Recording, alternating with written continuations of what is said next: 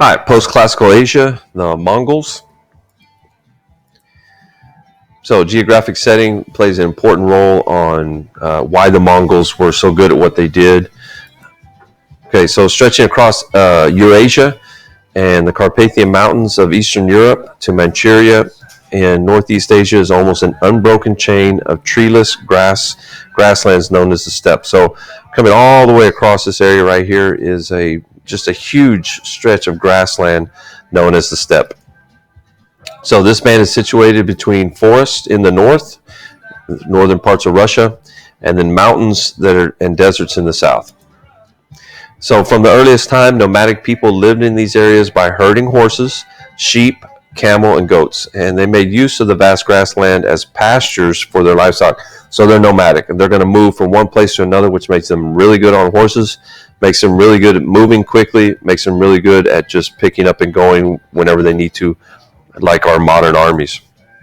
So the steppes provided a unique environment in which these nomadic people developed excellence in horsemanship and fierce fighting skills.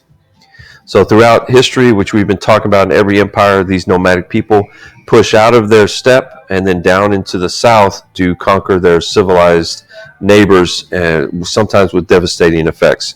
So they're not going to be coming from large cities. They're not going to be really an empire. They're just going to be a group of people that during times of drought and things like that just move south and then take over these great empires. So this is their yurt. So this is the type of home that they live in, and really it's almost like a really nice teepee or a really nice tent.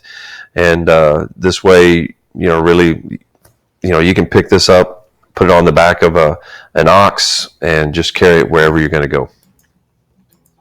So the steppe invaders, the Huns, which were repelled by the Chinese emperors at first, went into Europe and contributed to the collapse of the Roman Empire. So the Huns came out of Central Asia, came down into Europe, and forced the barbarians down into Rome. Later on, the Turks and the Mongols came from Central Asia. The Mongols lived in the steppes of the eastern part of Central Asia, which is northwest of China, and they slept in domed tents of felt, which could easily be moved. Like other Central Asian nomads, the Mongols were excellent horsemen and archers. So during the 1200s, the Mongols established the greatest empire the world had ever seen. We'll see how big it is here in just a little bit. But this is what the steppe looks like. And here's a yurt back here. So this is the extent of the Mongol empire. And it's 22% of the world. So Genghis Khan unites the Mongols.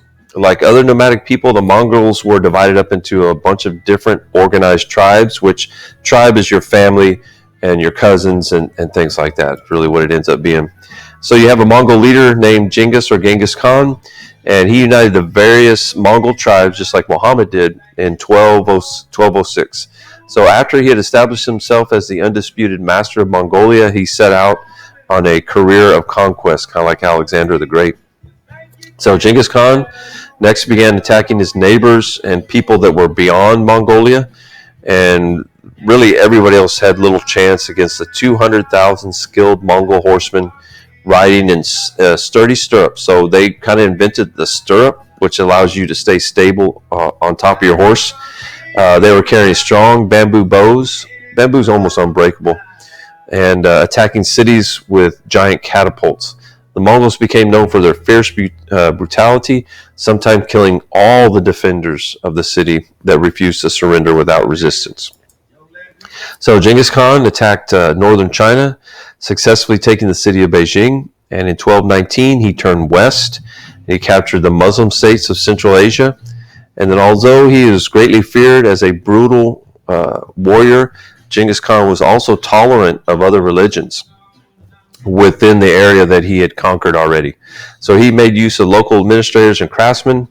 He promoted trade throughout the vast Mongol Empire and even ordered the creation of a written script for the Mongol language. So they come out of Central Asia, push down into China, push down into India, push down into Persia, push across into the Arab countries, and eventually they push into Europe. So under Genghis Khan's successors, Mongol rule extended into Persia, Russia, Iraq, and the rest of China. So the Mongols then held sway over one of the largest empires in the world that the world has ever seen, from the Black Sea to the Pacific Ocean. So under this Pax Romana, Pax Mongolia, like the Pax Romana, where you have this huge empire that's controlled, and there's no banditry and things like that. The Mongol government pretty much makes it a long period of peace. So the Mongol Empire was so vast that it soon divided into 4 separate kingdoms, each ruled by different descendants of Genghis Khan. So here's the 4 different sections. And the Yuan dynasty. So Genghis Khan's grandson, the Kublai Khan, was born a Mongolian, but he developed a great fascination with the Chinese culture, traditions, and arts because their culture was more advanced. So he became emperor of northern China in 1260. In 1279, he reunited northern and southern China under his rule. So the Mongols served as the military aristocracy. In other words, they're the ruling families take over the military, and they ruled China with the help of Chinese officials. So the Kublai Khan encouraged the Mongols to adapt Chinese ways, and even adopted the Chinese name Yan for his dynasty. And he claimed the mandate of heaven in ruling China. So now you start to have China look a little bit more what it is today. And during this time, you had Marco Polo, who was a merchant coming from Venice, and he journeyed along the Silk Road, and he visited China. Marco Polo is famous because he brought back all these stories of China.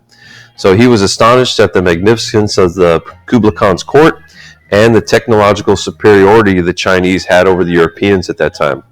He was especially impressed by the use of gunpowder and the burning of coal as a source for heat. And here's Marco Polo meeting the Kublai Khan. All right, Mongol influence of Russia. We already talked about how Russia was influenced by the Byzantine Empire. They're also influenced by the Mongols. So in the 13th century, Mongol warriors also conquered most of Russia. They controlled it for the next 200 years. Mongol words, customs, and even clothing find their way into the Russian culture. And Moscow and the surrounding territories, known as Muscovy, became the strongest Russian state. Muscovites eventually rebelled against the Mongols, and in 1480, Ivan the Great declared Muscovy independent from the Mongols. He proclaimed himself Tsar, which ends up being shortened for Caesar, or the emperor. And Ivan soon increased Muscovy's side by conquering its neighbor's land, and then eventually his descendants make Russia what it is today. And this is a painting of one of the Russian princes, not going along with what the Mongolians were telling him to do, which was kind of pray in front of a Mongol statue and things like that. And then the rule of Tamerlane. We had barely talked about him in the chapter before. So in the 14th century, Mongol power enjoyed a brief re-emergence in Central Asia, and Tamerlane comes along, who's a Turkish Mongol ruler, and he expands his kingdom from Samarkand in Persia, Afghanistan, Russia. He expands his kingdom from Samarkand into Persia, Afghanistan, Russia, Syria, and Turkey, and northern India. Tamerlane is known for his brutality in war and his massacre of civilian populations. His empire did not last after his death. So this is the territory that Tamerlane controlled. And here's some pictures of Tamerlane, and you can see Death standing on Tamerlane's shoulder. And then you have the Ming Dynasty. So despite their achievements, the Mongols were never really popular in China.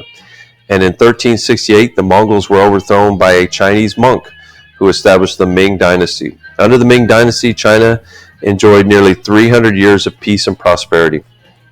Ming emperors extended the empire to include Korea, Burma, and Vietnam, and the Mings constructed an immense imperial palace in Beijing known as the Forbidden City. and it became home to all the later Chinese emperors, where they were kind of seen as gods. So under the Ming, the Chinese society consisted of two classes.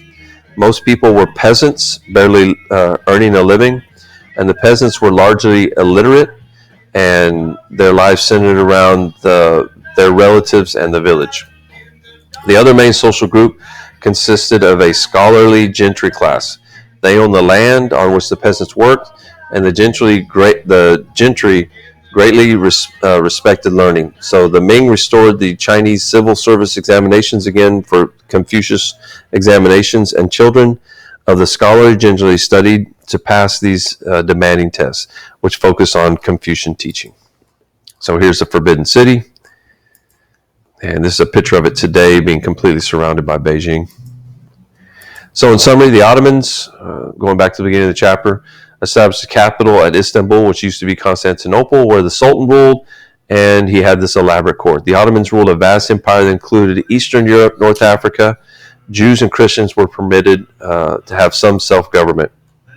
Islam spread into Persia, then into northern India across the Himalayas, and Muslim rulers set up sultanates like the Sultan of Delhi. And then eventually you have Shah Jahan build the Taj Mahal for his wife. The Sikh religion emerged in India, combining Hindu and Muslim beliefs. China flourished under the Tang and the Song dynasties, and China developed paper money, gunpowder, block printing, and the compass. Japanese culture was deeply influenced by what China was doing, and the Mongols, led by Genghis Khan, conquered Central Asia, China, and Russia, and the Kublai Khan adopted Chinese ways. So under the Ming Dynasty, China enjoyed 300 years of peace and prosperity, and the Ming Dynasty built the Forbidden City in Beijing. Later, the Ming China traded silk and porcelain with Europe for silver and other goods.